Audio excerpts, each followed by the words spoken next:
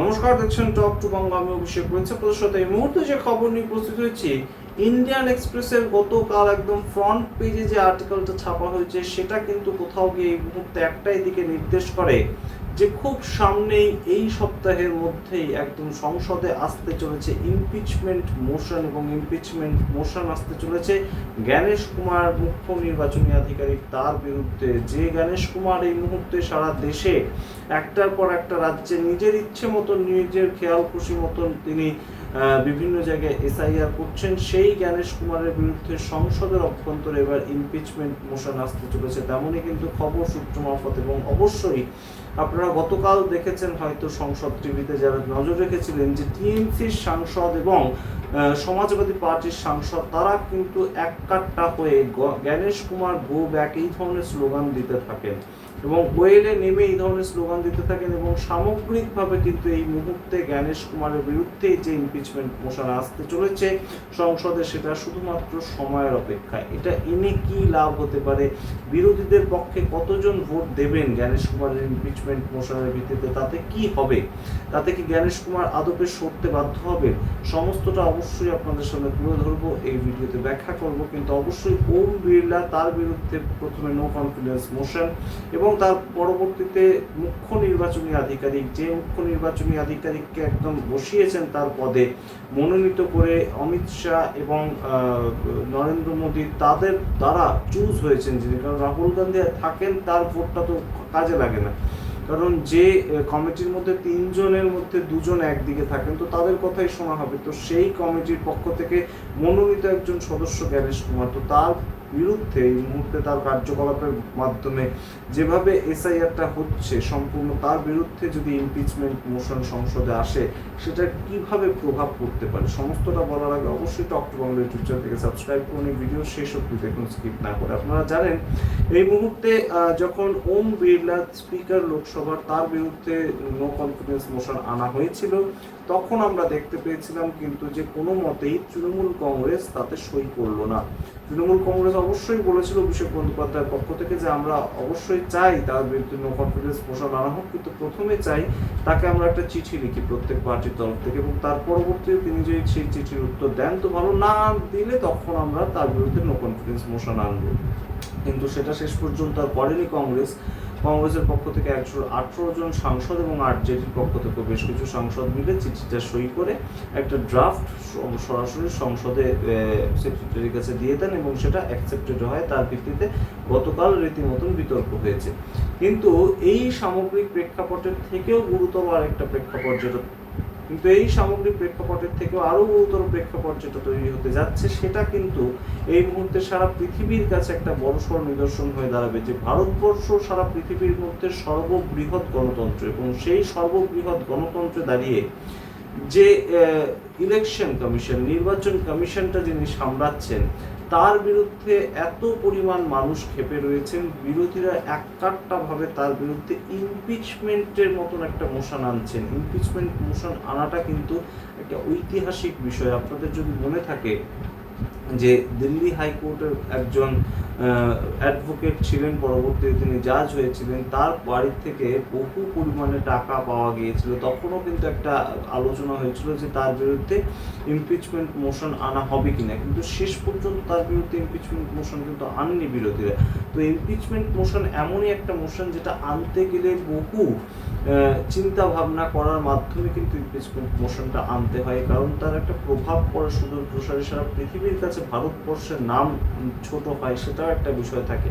তো এই impeachment motion এখন ইলেকশন কমিশনার তার বিরুদ্ধে যে আনা হবে, সেটার জন্য কিন্তু অলরেডি বিরোধীরা এককাট্টা হয়েছে। এবং তৃণমূল কংগ্রেসের তরফ থেকে প্রথম, আপনাদের যদি বলে থাকে, মমতা বন্দ্যোপাধ্যায় এই ইমপিচমেন্ট মোশন আনার কথাটা বলেছিলেন যখন তিনি দিল্লিতে এসেছিলেন জ্ঞানেশ কুমারের সঙ্গে দেখা করতে, অভিষেক বন্দ্যোপাধ্যায়ের সঙ্গে।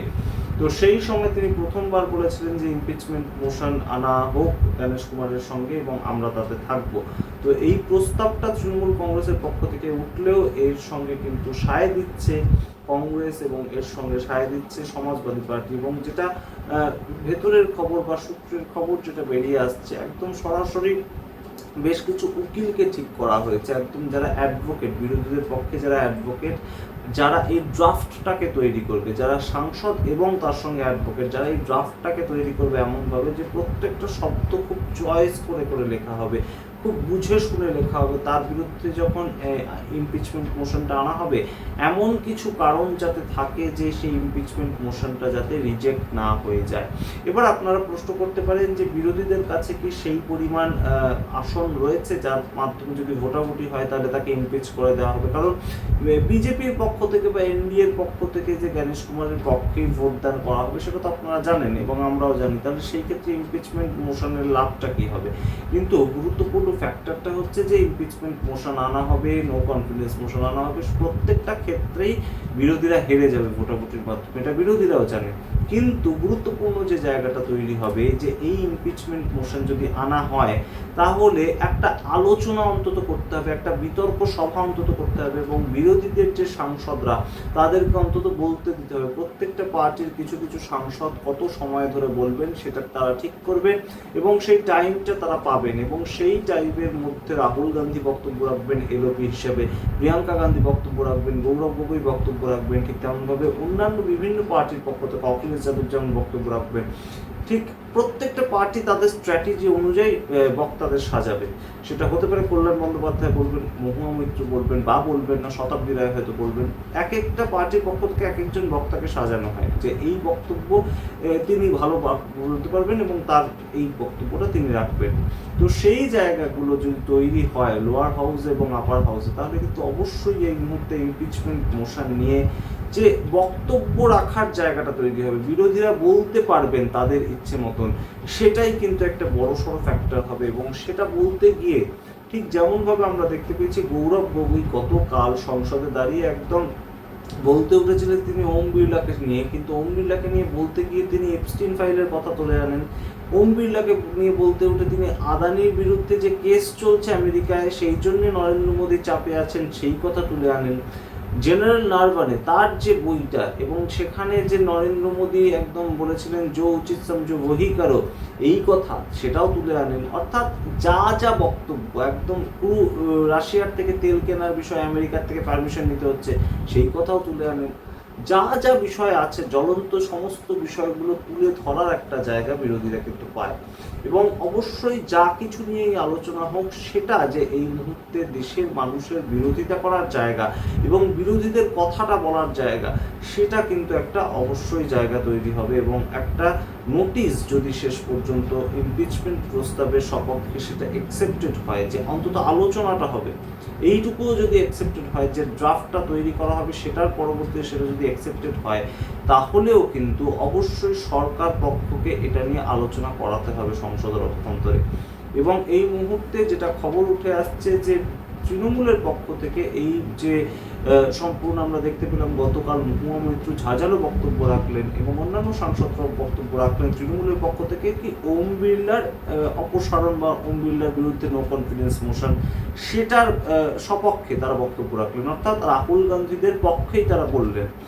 এইটা কিন্তু কোথাও গিয়ে একটা সমঝোতা হয়েছে যে আমরা আপনাদেরকে এই ক্ষেত্রে যেমন সাপোর্ট করছি, ওম বিড়লার ক্ষেত্রে নো কনফিডেন্স মোশন আপনারা এনেছিলেন আমরা তার সপক্ষেই বলছি, ঠিক তেমনভাবেই এই যে ইমপিচমেন্ট মোশনটা আনা হবে সেই ক্ষেত্রেও আপনারা আমাদের সাহায্য করুন। অর্থাৎ তৃণমূল কংগ্রেস একা তাদের 29 জন সাংসদ রয়েছেন তাদের মাধ্যমে টানতে পারে না নো কনফিডেন্স মোশন, সেটা করতে গেলে অন্তত একটা 100 বা 100-র বেশি সাংসদ লাগবে।